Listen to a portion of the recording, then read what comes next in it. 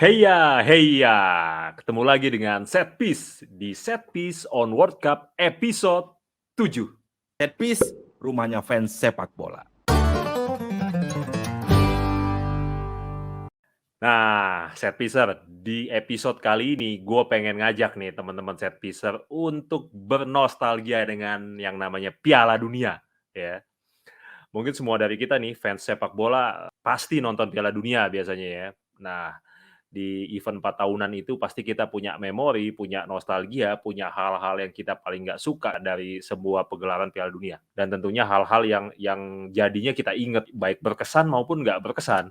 Kita bisa ingat hal-hal yang paling menarik dari sebuah Piala Dunia nih. Hari ini gue akan bahas satu persatu nih, teman-teman Set Piecer. Mulai dari soundtrack, maskot, stadion, sampai momen yang mungkin menurut kita paling berkesan dari World Cup dari masa ke masa nih. Yang pertama gue akan bahas soundtrack. Aduh, nih harusnya ada Angga nih kalau bahas soundtrack. Di soundtrack ini mungkin gue nggak tahu ya kalau teman-teman Set Piecer apa sih soundtrack yang paling lu inget dari World Cup yang mana gitu ya. Tapi kalau ada orang yang bilang, wah Waka Waka nih 2010 yang dinyanyiin Shakira tuh membekas banget. Ya oke lah gitu ya. Ditambah uniknya waktu itu Shakira jadian sama siapa? Pique ya, pemain Barca gitu ya selepas event. Cuman buat gua sebenarnya bukan itu. Kalau gua lebih inget dan paling memorable itu World Cup 98 ya, sama goyangannya Ricky Martin ya, Livin La Vida Loca ya. Jadi di Piala Dunia Prancis 98 paling memorable dan menurut gua itu membangkitkan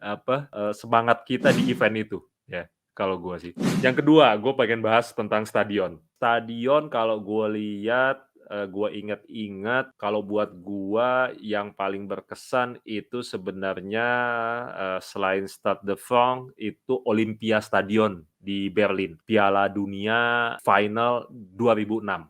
Itali versus Prancis. Paling inget tuh gue, karena stadion itu jadi magis ya, baik buat Itali dan Prancis sebenarnya, dan banyak hal-hal luar biasa yang terjadi gitu ya. Nah, kalau ngomongin stadion tentu kita ingat hal-hal yang paling memorable dari Piala Dunia ya. Kalau gua sebutin 2, mungkin yang pertama menurut gua sendiri ya, opini gua itu yang gua paling membekas itu tandukannya Zidane ke Materazzi di 2006 tadi. Kita tahu bahwa ini adalah penampilan terakhirnya Zizou di World Cup ya, seorang pemain terbaik dunia, mungkin salah satu pemain terbaik sepanjang masa ya, harus menutup karirnya dengan cara yang ya menurut gue sedikit menyakitkan gitu ya. Dan Italia akhirnya berhasil menang. Walaupun gue bukan fans Italia ya, tapi menurut gue momen itu luar biasa tuh ya. Susah akan terulang. Dan kita tahu abis itu memes-nya banyak, bahkan ada kaosnya, ada replikanya ya, macam-macam lah. Terus yang kedua mungkin momen kemenangan kontroversial Korea Selatan atas Italia di World Cup 2002 ya. Kita tahu banyak ditengarai sebagai salah satu skandal terbesar di sepak bola. Ya, karena banyak kontroversi terjadi di laga ini, banyak keputusan wasit yang memihak Korea Selatan, mulai dari kartu merahnya Francesco Totti, sampai golnya Tomasi ya, kalau gue nggak salah yang dianggap offside. Bahkan waktu itu strikernya Korsel kita tahu An Jung-wan yang main di klub Serie A waktu itu, masih ada di Serie A, Perugia ya. Bahkan selesai World Cup itu harus terusir dari Italia ya. Gitu, itu wah, runtutan momen yang memorable sih menurut gue ya. Nggak hanya memorable tapi penuh drama. Nah, kalau ngomongin World Cup, rasanya nggak pas kalau kita nggak ngomongin bolanya nih, ya kan?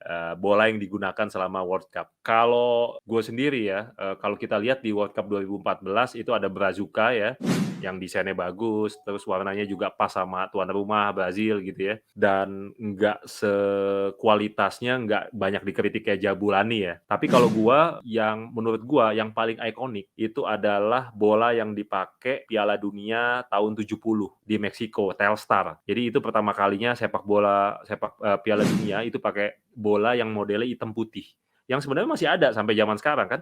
Bola yang hitam putih itu kan jadi ikonik banget. Tapi kalau yang gue paling suka itu adalah Fever Nova ya di 2002 di Korea Jepang. Karena waktu itu ya Adidas mendesain bola ini menurut gue dengan sangat oke, tampilannya modern gitu ya, dibanding tampilan Tango pada tahun sebelumnya. Juga waktu itu Adidas kalau gue nggak salah melakukan perubahan pada bobot bolanya gitu ya, dan jadi jauh lebih berat gitu ya. Dan kita juga main di beberapa konsol game itu bolanya kan wah keren, Viva Nova tuh. Jadi melambangkan semangat yang dibawa Korea dan Jepang pada saat itu. Nah terakhir nih kita ngomongin World Cup pasti ngomongin apa? Maskot ya, pasti ngomongin maskot Piala Dunia gitu ya. Nah gue dengar maskot Piala Dunia U20 Indonesia kan udah ada juga tuh, keren ya. Kalau maskot Piala Dunia ya mungkin orang banyak juga yang inget Futix tuh di World Cup 98 karena warnanya biru merah ya, sama waktu Prancis jadi tuan rumah kan dan jadi juara bahkan di edisi itu gitu ya. Tapi kalau buat gua sendiri sebenarnya yang paling memorable adalah World Cup yang pertama kali gua tonton sebenarnya. Nah, dan bahkan udah beberapa edisi sampai saat ini, gue lupa tuh maskot-maskot World Cup.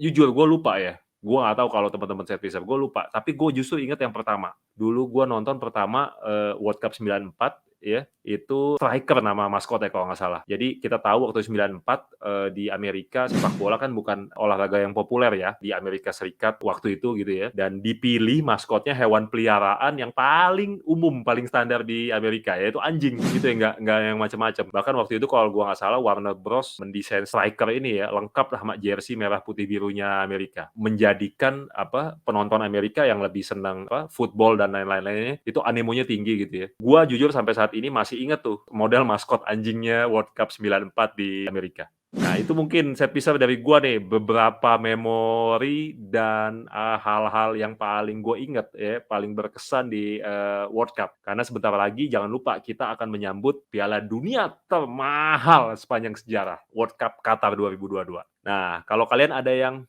paling memorable, berkesan, atau yang kalian paling ingat nggak dari semua pagelaran Piala Dunia sebelumnya? Silakan tuliskan komen kalian, dan jangan lupa like, share, dan subscribe video ini. Sampai ketemu lagi di ulasan menarik selanjutnya dari Setpiece, rumahnya fans sepak bola.